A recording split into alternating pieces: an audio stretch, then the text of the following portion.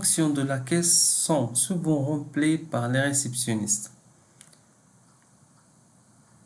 L'encaissement des factures, la gestion de coffre, la facturation, le change.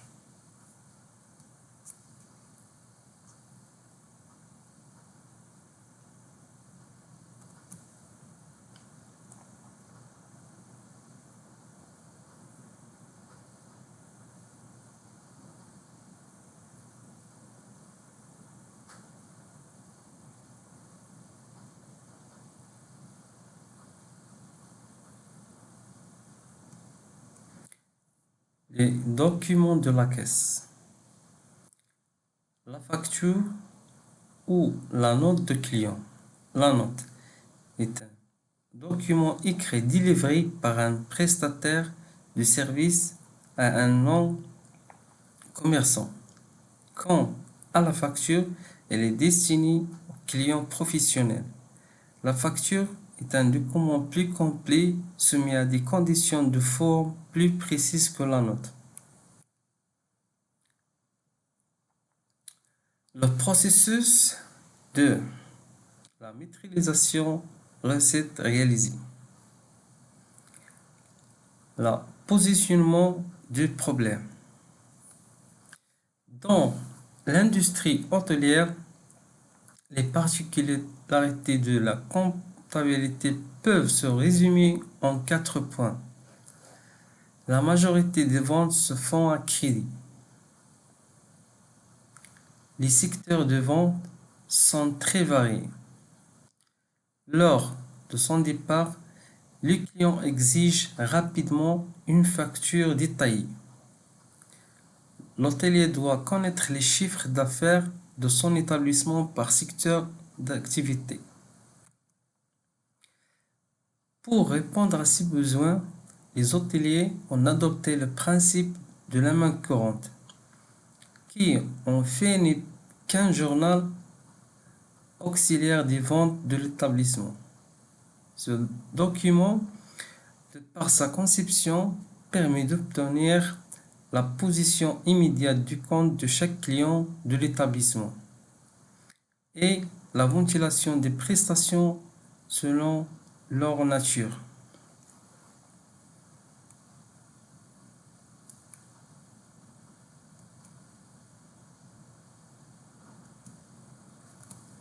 Longtemps, la tenue de la main courante a été effectuée de façon manuscrite.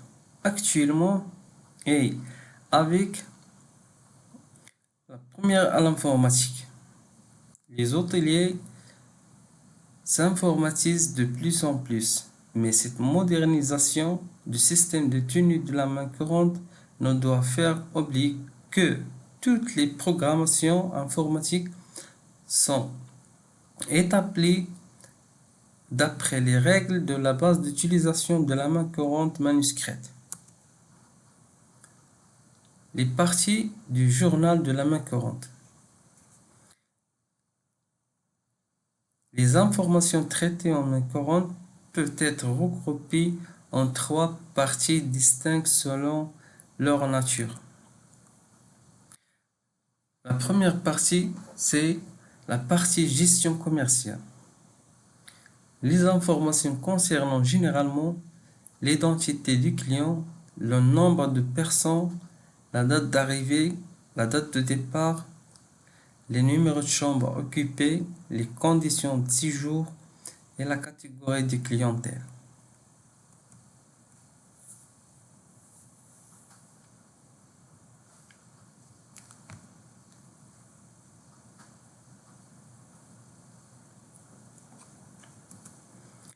Et la partie gestion des ventes, cette partie de la main courante comprend la ventilation des ventes du jour selon leur nature et les secteurs d'activité de l'établissement. Le chiffre d'affaires de la journée par totalisation des colonnes. La ventilation des ventes. Les informations concernant toute vente selon leur nature et les secteurs d'activité de l'établissement hôtelier. les prestations de base et annexes. Voilà un exemple.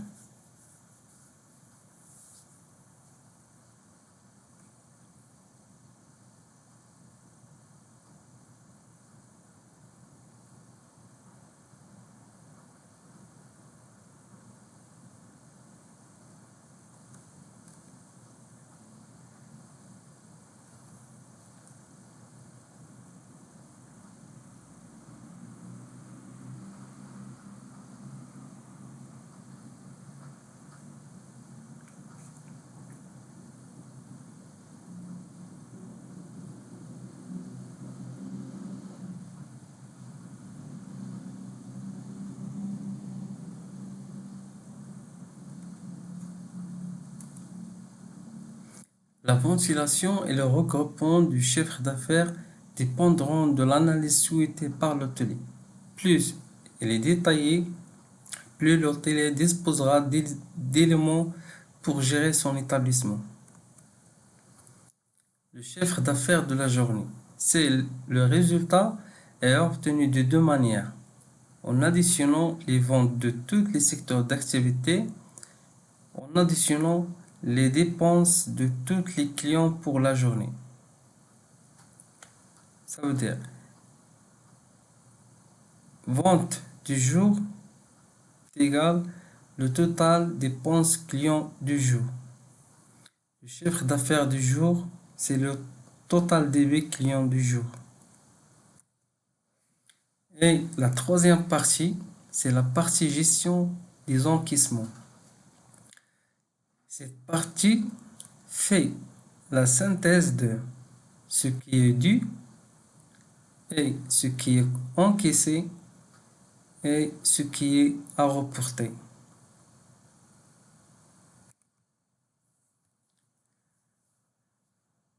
Le total cumul des débits clients. Ce total égale à la somme du chiffre d'affaires du jour, le report des débits de la veille, plus les débours et taxes de séjour du jour. Total de crédit client du jour. Ce total égale la somme des encaissements plus les remises, les commissions plus les offertes. Et le total des débits clients à reporter. Ce total est obtenu par la différence entre les deux rubriques précédentes et sera reporté sur la journée suivante.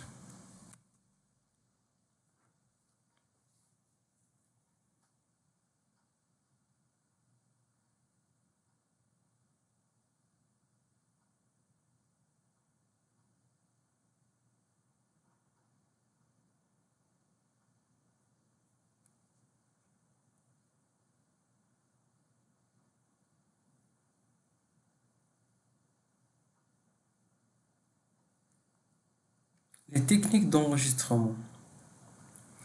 Les débits sont les dépenses du client et donc les recettes générant du chiffre d'affaires pour l'hôtelier. Les principes. L'enregistrement des ventes se fait simultanément sur la main courante et sur la note du client à partir des documents contractuels, de la commande des chambres ou des forfaits, de la preuve de la consommation et des récapitulatifs. Et aussi autres.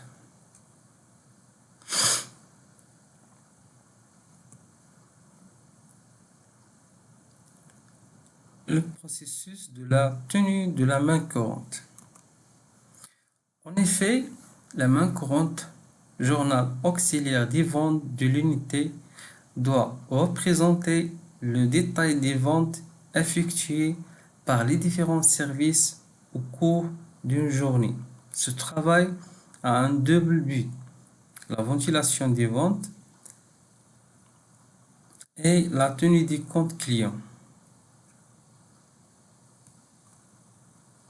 C'est un travail répétitif à séquence journalière. L'ouverture de la main courante.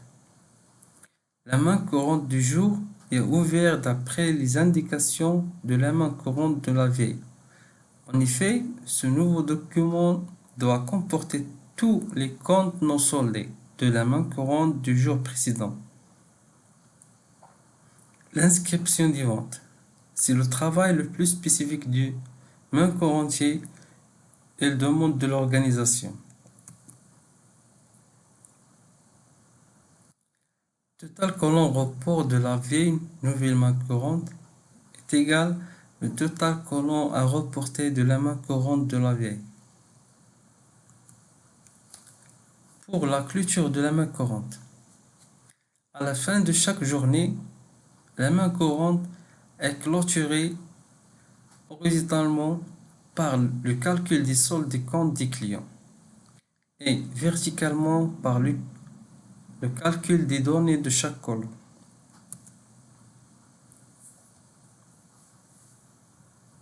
Une note.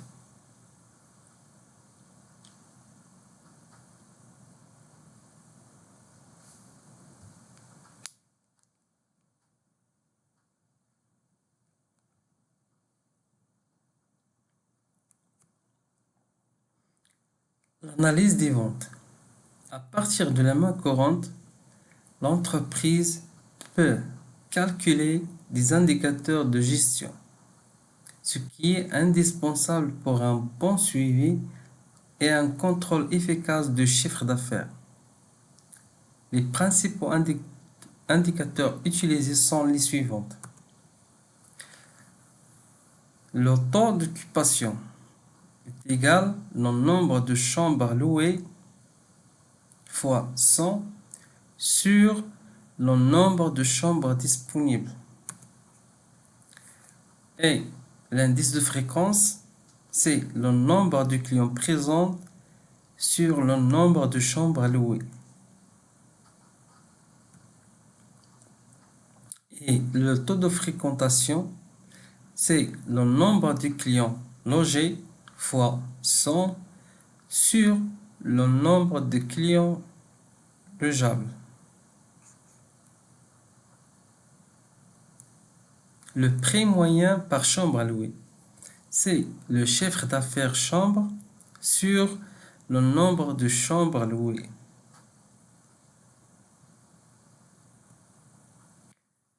C'est l'écart en pourcentage entre le tarif affiché et le prix moyen chambre, et cela pour une période donnée.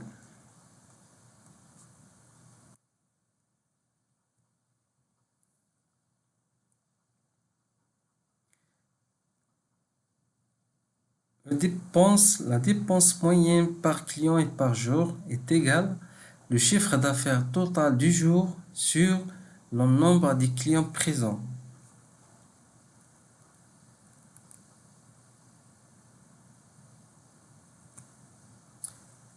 L'encaissement des factures.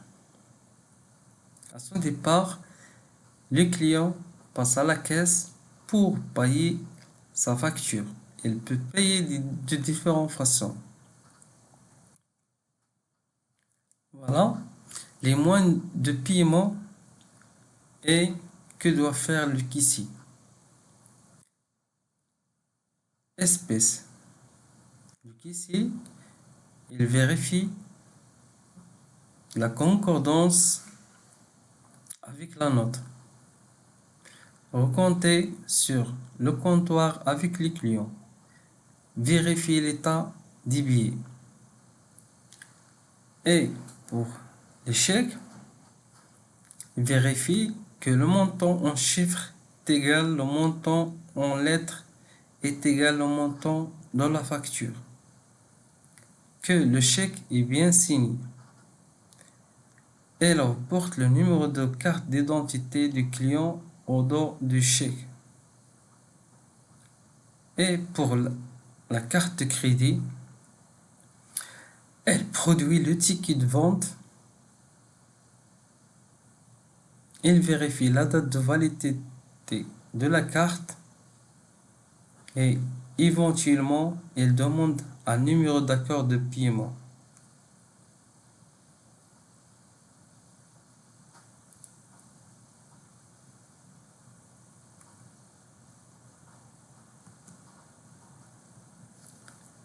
Pour les chèques de voyage, travel check, les clients signent les chèques devant le caissier. Vérifiez la correspondance avec la facture. Après l'encaissement, les chèques sont revêtus de cachet de l'hôtel et expédiés. Le voucher ou le bon d'agence. Elle vérifie la nature et la valeur du bon encaissé, soit les extras, soit le montant de sa facture moins la valeur du bon. Et pour les débiteurs, elle vérifie que l'on a une prise en charge de la société et que les références sont complètes et que les dates et la prestation correspondant, elle fait payer la note d'extra. Le paiement par carte banque de paiement. Une carte de paiement est un moyen de paiement sous forme de carte plastique équipée d'une bande magnétique et d'une puce électronique qui permet le paiement d'achats et prestations de services, les retraits d'espèces au distributeur de billets et le télépaiement Internet. Le terminal de paiement électronique, ou bien le TPE, est un appareil électronique permettant d'enregistrer automatiquement le paiement par carte d'une vente à un client.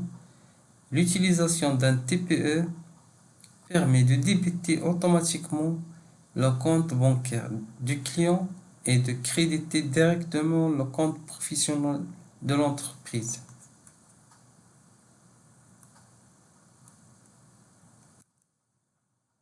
Par contre, la banque doit organiser la collecte de paiement du client dans sa banque et créditer le compte de l'entreprise. C'est la raison pour laquelle la banque facture généralement une commission sur les ventes encaissées sur le TPE. Un client qui effectue un paiement par carte de paiement ne sera libéré de sa dette que lorsque l'argent sera effectivement sur le compte bancaire de l'hôtel.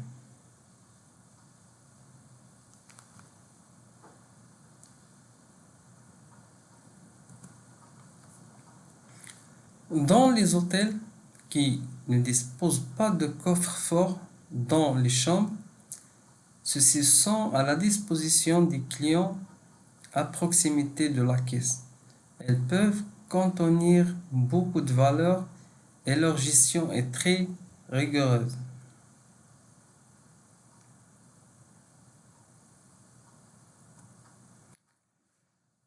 La procédure de dépôt au coffre collectif. Remettre au client l'enveloppe pour y déposer les valeurs.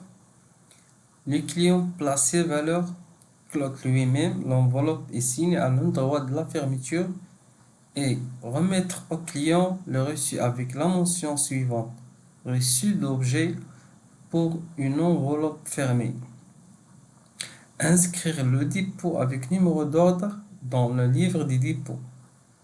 Placer l'enveloppe dans le coffre général de l'hôtel.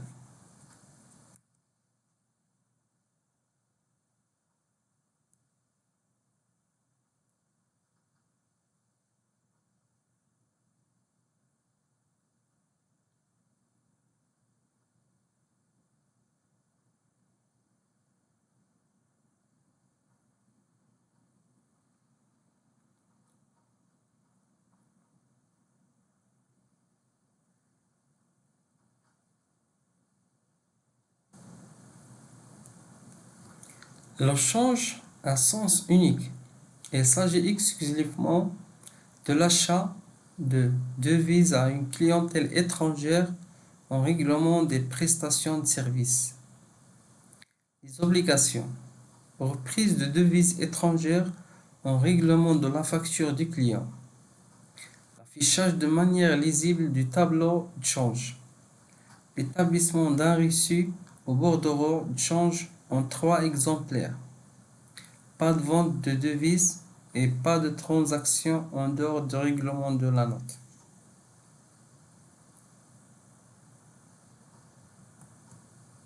La clôture du jour. La clôture de la journée comprend essentiellement les activités de vérification et de production des documents.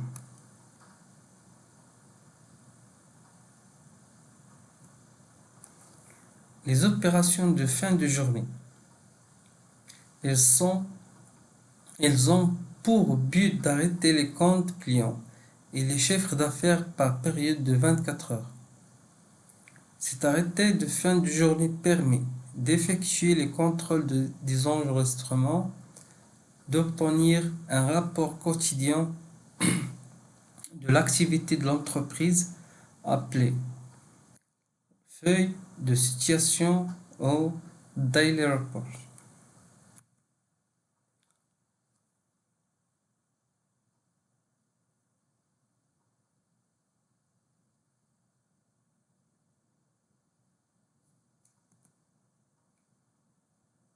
On contrôle alors les enregistrements des ventes et les encaissements.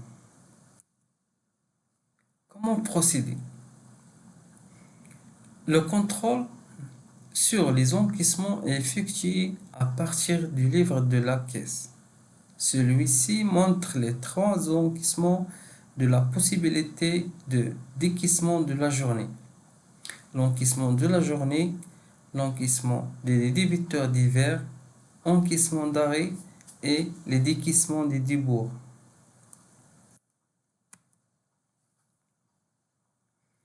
Les contrôles d'encaissement.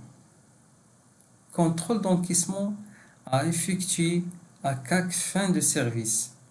Prélever de sa caisse le montant des espèces annoncées par le livre de la caisse. Vérifier que le fonds de caisse a la même valeur que celui de début de la journée. Totaliser le montant de chèque pour le comparer au montant annoncé par le journal de la caisse. Et totaliser les tickets de justificatif d'encaissement par carte de crédit et les contrôler avec l'édition du journal de caisse. Contrôler les encaissements par virement bancaire à partir de relevés de banque et totaliser le montant de travail, travel check et le change en devise pour le comparer au montant annoncé par le journal édité. Remettre l'enveloppe de caisse à la caisse générale et remettre les pièces justificatives au service concerné.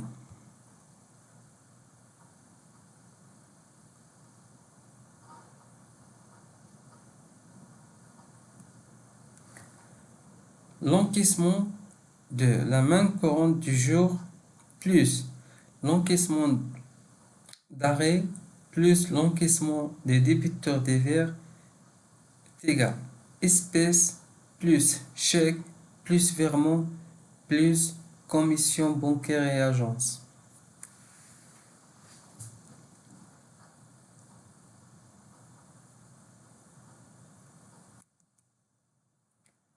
Le contrôle de solde à reporter. Lorsque les contrôles sont terminés, il faut procéder à la fermeture définitive de la journée en cours et à l'ouverture de la prochaine journée de la main courante.